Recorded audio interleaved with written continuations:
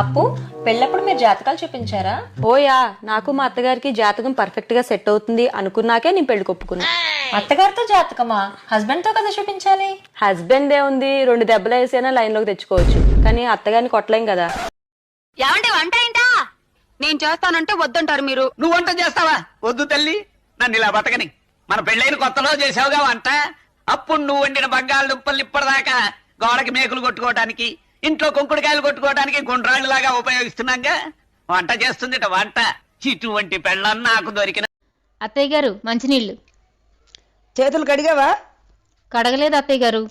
నాకెప్పుడు మంచినీళ్ళు ఇచ్చినా 10 సార్లు చేతులు కడుక్కొని ఇవ్వాలి, అర్థమైందా? నాకే మంచినీళ్ళు వద్దు, తీసుకుపో.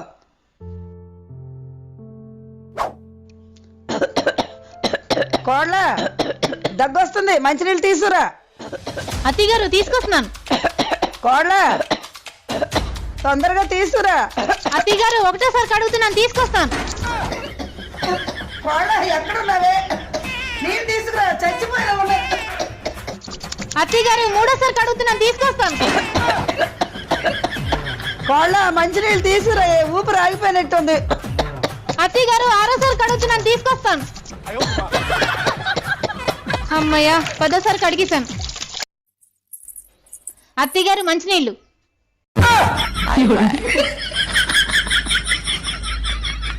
బావా, మన సంపాదన ఎందుకు సరిపోతలేదో నాకు ఇప్పుడు అర్థమైంది. ఎందుకో? నేను ఖర్చు పెట్టినంత ఫాస్ట్ గా నువ్వు సంపాదించలేకపోతున్నావు కాబట్టి. ఓయ్, ఆనందంగా ప్రశాంతంగా ఉండేటోని ఇంగ్లీష్ లో ఏమంటారు? అన్మ్యారీడ్ అంటారే. పెళ్లిగానోడు ఎప్పుడు ప్రశాంతంగా ఆనందంగానే ఉంటాడు. మామయ్య గారు ఆ బజ్జీ తినకండి. తినేసానమ్మా. తినేసారా? తినేసానమ్మా.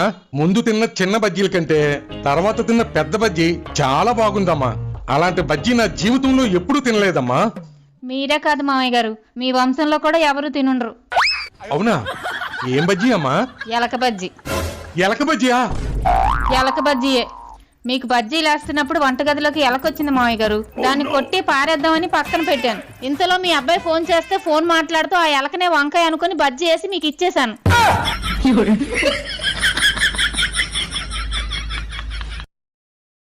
హలో, ఈసారి స్నానం చేస్తారు, వేడి నీళ్ళు పెట్టు.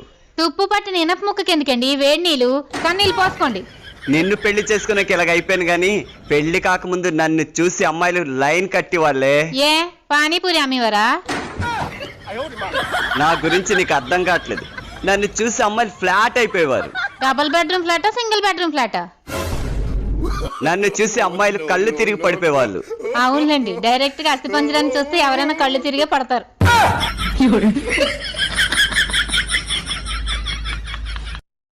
హస్బెండ్ ని హ్యాపీగా ఉంచాలంటే 3 వేస్ గుర్తుపెట్టుకోండి. ఫస్ట్ వే వచ్చేసి వాళ్ళు చెప్పినట్టు వినండి. సెకండ్ వచ్చేసి వాళ్ళ ఫ్రెండ్స్ ఎప్పుడైనా బయటికి వెళ్తానప్పుడు వెళ్ళనివ్వండి, ఫ్రీగా వదిలేయండి. అండ్ థర్డ్ వచ్చేసి భారతి, ఒక నిమిషం నేను చెప్తాను, అది ఫాలో అవ్వు. ఒక నిమిషం ఉండు. నీకు ఎన్నిసార్లు చెప్పాను నేను మాట్లాడుతున్నప్పుడు మధ్యలో రావద్దని బావా. థర్డ్ వచ్చేసి వాళ్ళని ఫస్ట్ మాట్లాడివ్వాలి.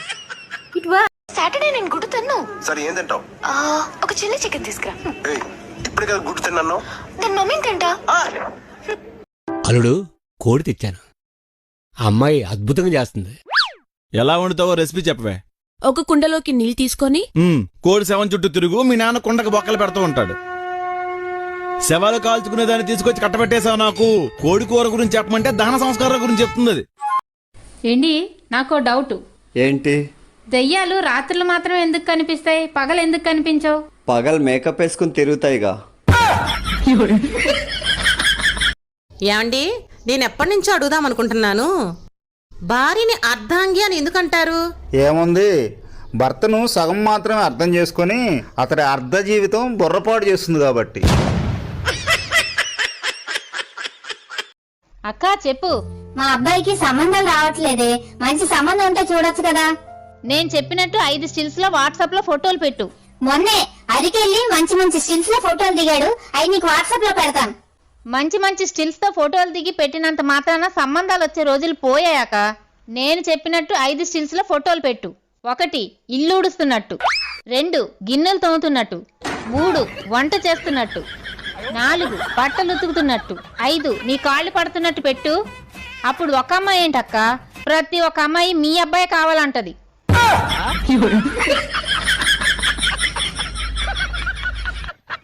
అరే కొత్త నెక్లెస్ బాగుంది, ఎంత అయింది? ఏముంది, ఒక్క రోజు గొడవ, 2 రోజులు ఉపవాసం, 3 రోజులు మౌనవ్రతం అంతే. ఏంటి ఎక్కడికి రెడీ అవుతున్నావు? షాపింగ్ బాబీ.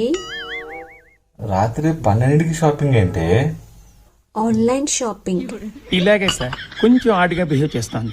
కొంచెం ఆడుగా బిహేవ్ చేయడం కాదు సుబ్బారావు గారు, పిచ్చండి ఇది. కళ్యాణి, ఏంటండి దేవుడు నిన్ను ఇంత అందంగా ఎందుకు పుట్టించాడంటావు? నువ్వు నన్ను పెళ్లి చేసుకోవడానికండి. మరి అంత అందంగా పుట్టించిన దేవుడు నీకు బుర్ర ఎందుకు ఇవ్వలేదో? నేను నిన్ను పెళ్లి చేసుకోవడానికి. నీకు వంట చేయటం వచ్చా? మా ఇంట్లో కుక్కున్నాడండి. పోనీ అంట్లు తోవటం వచ్చా? మా ఇంట్లో పని మనిషి ఉందండి. కనీసం బట్టలు ఉతరడమైనా వచ్చా? మా ఇంట్లో వాషింగ్ మెషిన్ ఉందండి. అట్లీస్ట్ ఇల్లు తోడవడం వచ్చా? మా ఇంట్లో వాక్యూమ్ క్లీనర్ ఉందండి. పర్ఫెక్ట్. నాకు ఎలాంటి కోడలు కావాలనుకున్నాను, అలాంటి అమ్మాయి దొరికింది. I'm happy. నేను అన్ని పనులు ఏమ్మా వంటొచ్చా? వచ్చు అంకుల్. చెప్పమ్మా. వేడి నీళ్ళు పెడతాను, రైస్ కూడా పెట్టడం వచ్చు, ఆమ్లెట్ ట్రై చేయగలుగుతాను. అమ్మా అది కూడా చెప్పు. ఏం డాడీ? మ్యాగీ చేస్తుంది. ప్రతిరోజు భగవంతుడిని ఒకటే కోరుకుంటున్నాను. ఏమని? నా భార్య మెంటాలిటీ ఉన్నదాన్ని ప్రతి ఒక్కరికి భారీగా ఇవ్వు స్వామి అని కోరుకుంటున్నా. అవునా? నిజమా అండి? ఎందుకని? ఈ లోకంలో నేను ఒక్కడనే బాధలు పడాలా? అమ్మాయిలు శ్రావణ మాసంలో టెంపుల్ కి ఎందుకు ఎక్కువ వెళ్తారు? మంచి హస్బెండ్ రావాలి అని దండం పెట్టుకోవడానికి వెళ్తారు. మరి పెళ్ళైపోయిన అమ్మాయిలు కూడా ఎందుకు వెళ్తుంటారు? నేను అడిగింది ఏంటి, నువ్వు నాకు ఇచ్చింది ఏంటి అని క్వశ్చన్ చేయడానికి వెళ్తారు.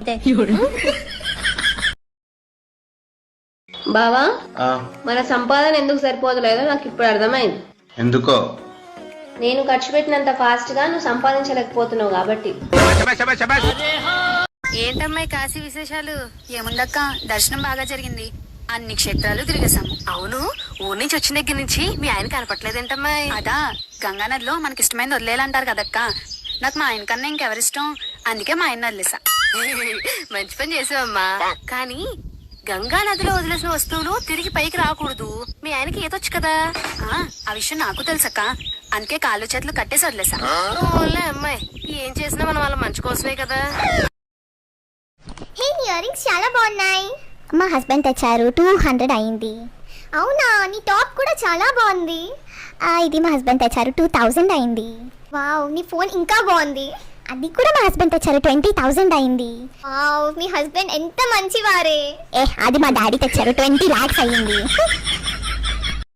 అమ్మా కోడలి పిల్ల, ఇంట్లో ఒక్కదానివే పని చేసుకోలేకపోతున్నావు కదా, మంచి అమ్మాయిని చూడమ్మా. పోయే వయసులో మీకు అమ్మాయి కావాల్సి వచ్చిందా మామయ్య గారు? నా కొడుక్కి తల్లిగా కాదు, ఇంట్లోకి పని పిల్లగా కావాలన్నాను. ఈ మధ్య నేను చూస్తున్నాను, నాకే నువ్వు పంచులేస్తున్నావు. నా పంచులు వేయక. మీ పంచులు నేను ఎందుకు వేస్తాను మామయ్య గారు? మీరేసుకోవడానికి వాషింగ్ మిషన్ లో వేసాను. నేను ఒకటి చెప్తే నువ్వు ఒకటి చెప్తున్నావు, నీకు అసలు తలకాయ లేదు. ఎలా ఉంటది మామయ్య గారు? రాత్రి మీరు మీ అబ్బాయి తలకాయ తినేసి నాకు ఇగురు ఒకటే ఉంచారు కదా. అమ్మ తల్లి, నీతో నేను పడలేను గాని ఒక పాన్ ఉంటే నా ముఖాన్ని కొట్టు. మీకు నాన్ స్టిక్ ప్యాన్ తో కొట్టించుకోవాలని ఉందేమో మామయ్య గారు. మరి కోడలు మామయ్యని కొడితే బాగోదు కదా. నేను అడిగింది స్టీల్ పాను, నాన్ స్టిక్ పాను కాదమ్మా, తినే పాను. కిల్లి కిల్లి కుల్లి కుల్లి బ్రతుకుతున్న ఈ కొంపలో మీ కిల్లి ఒకటి. అందుకేనమ్మా ఈ కొంపలో నాకు అసలు బతకాలనే లేదు. మీ ఇష్టాన్ని ఎప్పుడైనా ఈ కోడలు కాదన్నదా మామయ్య గారు? ఎప్పుడు చూడు పట్టు చీరలు పట్టు చీరలు పట్టు చీరలు. ఈ రోజు నాకు తెలవాలే, నేనంటే ఇష్టమా పట్టు చీరలు అంటే ఇష్టమా? పట్టు చీరలు అంటే ఇష్టం. ఎందుకు? పట్టు చీరలు ఎప్పుడంటే అప్పుడు మార్చుకోవచ్చు. పెళ్లిలో పసుపు ఎందుకు యూజ్ చేస్తారో తెలుసా? ఎందుకంటే పెళ్లి అనేది పెద్ద దెబ్బ కాబట్టి దానికి యాంటీబయోటిక్ పసుపు. పసుపు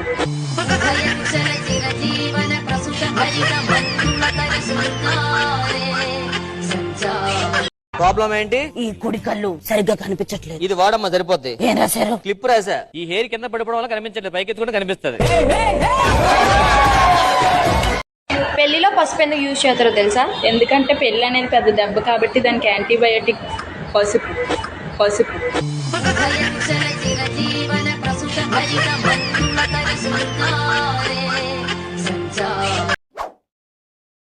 అంత మేకప్ వేసుకుంటున్నావు, ఎక్కడికి వెళ్తున్నావు ఏంటి? నేను ఎక్కడికి వెళ్ళట్లేదండి, షార్ట్స్ రీల్స్ చేయడానికి తయారవుతున్నాను. దానికోసం అంత తయారవడం ఎందుకు? యాప్లో ఫిల్టర్ ఉంటుంది కదా, వాడుకోవచ్చు కదా.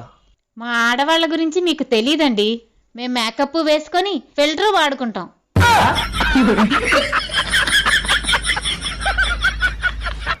బతికున్నంత సేపు అయినా కొంచెం డీపులు మారుస్తూ ఉండండి, ఎందుకంటే చనిపోయిన తర్వాత గోడ కొట్టుకుంటే అలబడతారు కాబట్టి.